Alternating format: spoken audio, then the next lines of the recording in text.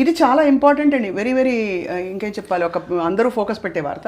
America dollar dreams మనకి గత Trump హయాంలో చూస్తూ ఉంటే గత కొన్ని సంవత్సరాలుగా బాగా టైట్ చేశారు సిస్టమ్ని.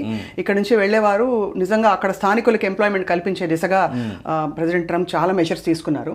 ఇప్పుడు H1B L1 వీసా పొడిగింపు దరఖాస్తులకు మనకు తెలుసు కదా, ఫీజులు విపరీతంగా పెంచేశారు. సో H1B వీసాలు కావాలంటేనే అసలు కొత్తగా ఫైల్ చేయాలంటే చాలా పెద్ద తతంగం.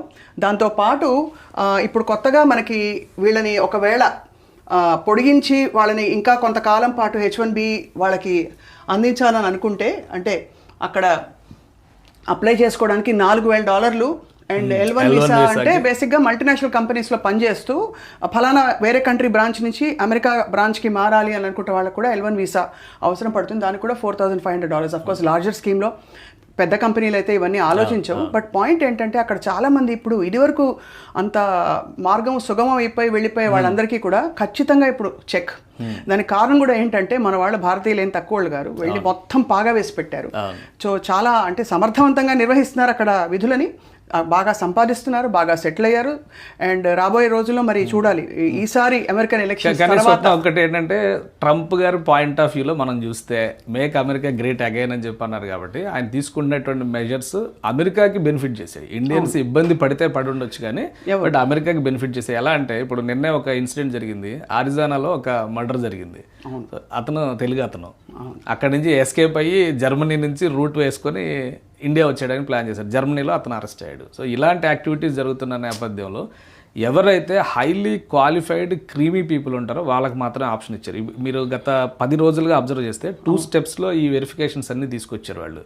ఫస్ట్ ప్రయారిటీ ఎడ్యుకేషన్ కోసం వస్తున్న స్టూడెంట్స్, వాళ్ళ మీద రిస్ట్రిక్షన్స్, అది 2 రోజుల క్రితం క్లారిటీ ఇచ్చారు. తర్వాత బర్త్ రైట్ సిటిజన్షిప్కి సంబంధించి ఒక పాలసీ తీసుకున్నారు. అది సుప్రీంకోర్టులో నిలబడదు అక్కడ అని చెప్పి అంటున్నారు. బట్ పాలసీలో అయితే మేము ముందుకెళ్తామని చెప్పేసి, అంటే అది ఫిల్టర్ చేయడం కష్టం అవుతుంది. ఎందుకు నిలబడదంటే బర్త్ రైట్ సిటిజన్షిప్ కూడా ఎవరు అర్హులు, ఎవరు ఇక్కడ బిడ్డల్ని కనొచ్చు లేదు ఎలా నిర్ధారిస్తారు అన్నది పాయింట్ అనమాట. ఎంతకాలంగా సెటిల్ అయ్యారు అంతకు ముందు ఇవన్నీ ఉంటాయి. ఎందుకంటే డెలివరీల కోసం కూడా ఇక్కడ నుంచి వెళ్ళిన వాళ్ళు చాలా మంది వింటూ ఉంటాం. సో మనం మన యాంగిల్ చూస్తున్నాము. బట్ అక్కడ మెక్సికో నుంచి, కెనడా నుంచి, బ్రెజిల్ నుంచి వచ్చి అక్కడ బర్త్ రైట్ సిటిజన్షిప్ కోసం దానికి ఒక స్పెషల్ టూరిజమే ఉందన్నమాట. బర్త్ రైట్ టూరిజం అని చెప్పని సపరేట్గా అమెరికాలో సిటిజన్షిప్ కోసం చేసేటువంటి ప్రయత్నం. యూరోపియన్స్ కూడా పోతారు అక్కడికి. సో దాన్ని రిస్ట్రిక్ట్ చేయడానికి ఆయన ఒక స్కీమ్ తీసుకొచ్చాడు.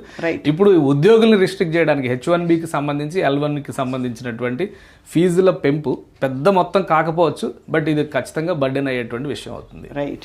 గతంలో మొత్తానికి జరిగిన అనేక ఇంబ్యాలెన్సెస్, అది ప్రకృతి పరంగా కావచ్చు, ఎగ్జామినేషన్ పేపర్స్, ఓటర్ల జాబితాలు, ఇంకా భూముల కబ్జాలు, వీటన్నిటికీ సంబంధించి ఒక సవరణల కాలం నడుస్తుంది అనిపిస్తుంది నాకు. సో అలాగే పాజిటివ్గా ఉందాం. మీ అందరికీ ఒక చిన్న హితం ఏంటంటే దయచేసి ఏదైనా సోషల్ మీడియాలో వార్త కనిపిస్తే వాస్తవం కానిది దయచేసి షేర్ చేసి ఫార్వర్డ్ చేయకండి. నిర్ధారించుకుని ఆ తర్వాత క్రెడిబుల్ న్యూస్కి మాత్రమే మీరు తావివ్వాలని చెప్పి ఆశిస్తున్నాం. మళ్ళీ రేపు కలుద్దాం. Thank you all for watching Suman TV. ఇది చాలా ఇంపార్టెంట్ అండి. వెరీ వెరీ ఇంకేం చెప్పాలి, ఒక అందరూ ఫోకస్ పెట్టే వార్త. అమెరికా డాలర్ డ్రీమ్స్ మనకి గత ట్రంప్ హయాంలో చూస్తూ ఉంటే గత కొన్ని సంవత్సరాలుగా బాగా టైట్ చేశారు సిస్టమ్ని. ఇక్కడ నుంచి వెళ్ళేవారు నిజంగా అక్కడ స్థానికులకు ఎంప్లాయ్మెంట్ కల్పించే దిశగా ప్రెసిడెంట్ ట్రంప్ చాలా మెషర్స్ తీసుకున్నారు. ఇప్పుడు H1B L1 వీసా పొడిగింపు దరఖాస్తులకు మనకు తెలుసు కదా, ఫీజులు విపరీతంగా పెంచేశారు. సో H1B వీసాలు కావాలంటేనే అసలు కొత్తగా ఫైల్ చేయాలంటే చాలా పెద్ద తతంగం.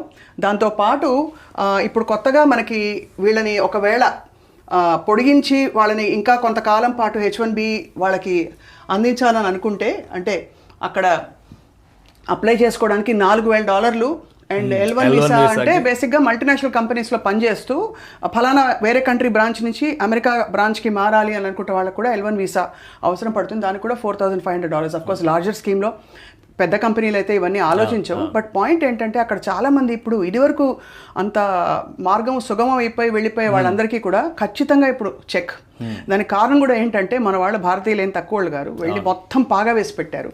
సో చాలా అంటే సమర్థవంతంగా నిర్వహిస్తున్నారు అక్కడ విధులని, బాగా సంపాదిస్తున్నారు, బాగా సెటిల్ అయ్యారు. అండ్ రాబోయే రోజుల్లో మరి చూడాలి ఈసారి అమెరికన్ ఎలక్షన్ తర్వాత. ఒకటి ఏంటంటే ట్రంప్ గారి పాయింట్ ఆఫ్ వ్యూలో మనం చూస్తే మేక్ అమెరికా గ్రేట్ అగైన్ అని చెప్పి అన్నారు కాబట్టి ఆయన తీసుకున్నటువంటి మెజర్స్ అమెరికాకి బెనిఫిట్ చేశాయి. ఇండియన్స్ ఇబ్బంది పడితే పడి ఉండొచ్చు కానీ బట్ అమెరికాకి బెనిఫిట్ చేశాయి. ఎలా అంటే ఇప్పుడు నిన్నే ఒక ఇన్సిడెంట్ జరిగింది, ఆరిజోనాలో ఒక మర్డర్ జరిగింది.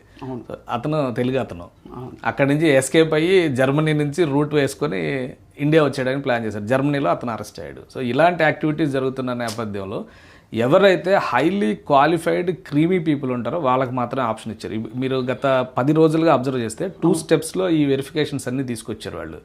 ఫస్ట్ ప్రయారిటీ ఎడ్యుకేషన్ కోసం వస్తున్న స్టూడెంట్స్, వాళ్ళ మీద రిస్ట్రిక్షన్స్, అది 2 రోజుల క్రితం క్లారిటీ ఇచ్చారు. తర్వాత బర్త్ రైట్ సిటిజన్షిప్కి సంబంధించి ఒక పాలసీ తీసుకున్నారు. అది సుప్రీంకోర్టులో నిలబడదు అక్కడ అని చెప్పి అంటున్నారు. బట్ పాలసీలో అయితే మేము ముందుకెళ్తామని చెప్పేసి, అంటే అది ఫిల్టర్ చేయడం కష్టం అవుతుంది. ఎందుకు నిలబడదంటే బర్త్ రైట్ సిటిజన్షిప్ కూడా ఎవరు అర్హులు, ఎవరు ఇక్కడ బిడ్డల్ని కనొచ్చు లేదు ఎలా నిర్ధారిస్తారు అన్నది పాయింట్ అనమాట. ఎంతకాలంగా సెటిల్ అయ్యారు అంతకు ముందు, ఇవన్నీ ఉంటాయి. ఎందుకంటే డెలివరీల కోసం కూడా ఇక్కడ నుంచి వెళ్ళిన వాళ్ళు చాలా మంది వింటూ ఉంటాం. సో మనం మన యాంగిల్ చూస్తున్నాము. బట్ అక్కడ మెక్సికో నుంచి, కెనడా నుంచి, బ్రెజిల్ నుంచి వచ్చి అక్కడ బర్త్ రైట్ సిటిజన్షిప్ కోసం దానికి ఒక స్పెషల్ టూరిజమే ఉందన్నమాట. బర్త్ రైట్ టూరిజం అని చెప్పని సపరేట్గా అమెరికాలో సిటిజన్షిప్ కోసం చేసేటువంటి ప్రయత్నం. యూరోపియన్స్ కూడా పోతారు అక్కడికి. సో దాన్ని రిస్ట్రిక్ట్ చేయడానికి ఆయన ఒక స్కీమ్ తీసుకొచ్చాడు.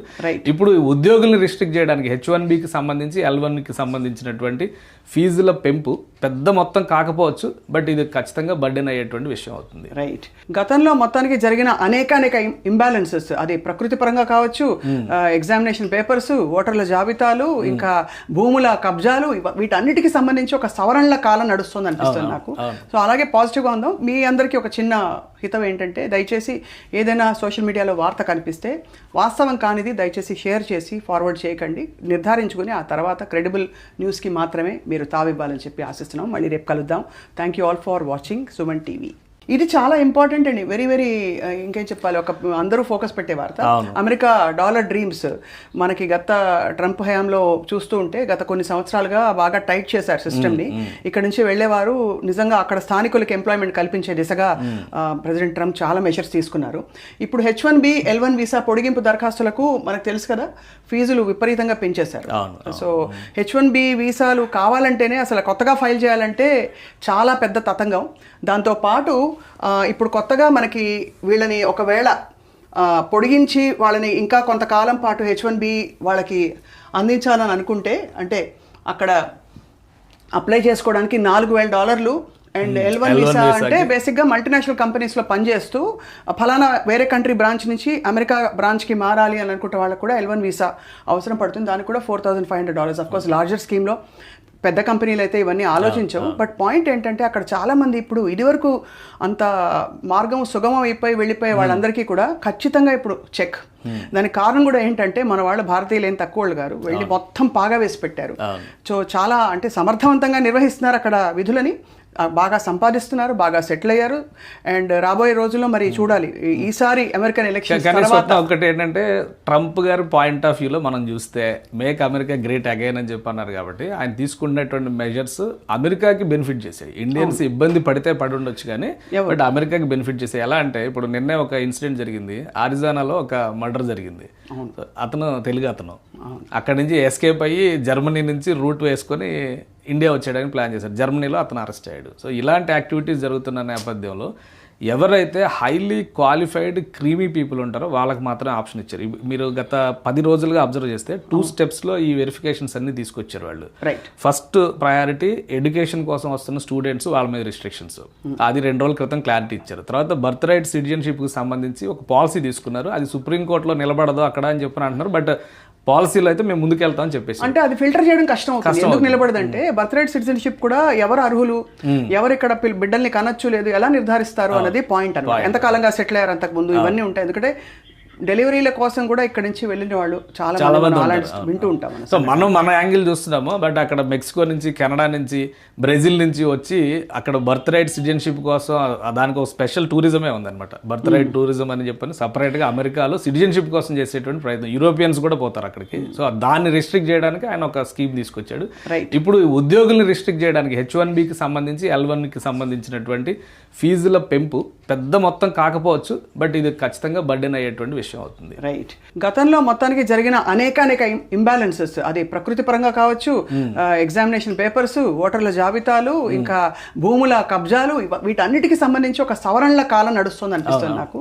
సో అలాగే పాజిటివ్గా ఉందాం. మీ అందరికీ ఒక చిన్న హితం ఏంటంటే దయచేసి ఏదైనా సోషల్ మీడియాలో వార్త కనిపిస్తే వాస్తవం కానిది దయచేసి షేర్ చేసి ఫార్వర్డ్ చేయకండి. నిర్ధారించుకుని ఆ తర్వాత క్రెడిబుల్ న్యూస్కి మాత్రమే మీరు తావివ్వాలని చెప్పి ఆశిస్తున్నాం. మళ్ళీ రేపు కలుద్దాం. Thank you all for watching Suman TV.